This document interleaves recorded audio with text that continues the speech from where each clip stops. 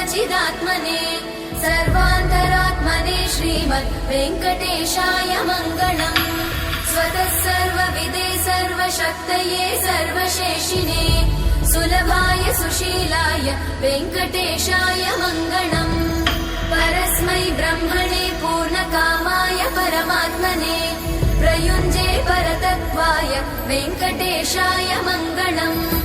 आकालतत्त्वमशान्तमात्मनामनुपश्यताम् अतृप्त्यमृतरूपाय वेङ्कटेशाय मङ्गलम्।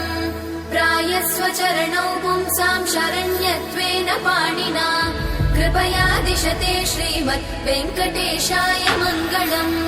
दयामृततरङ्गिण्यास्तरङ्गैरिव शीतलै अपाङ्गैः सिञ्चते विश्वं वेङ्कटेशाय मङ्गलम्। स्रग्भूषां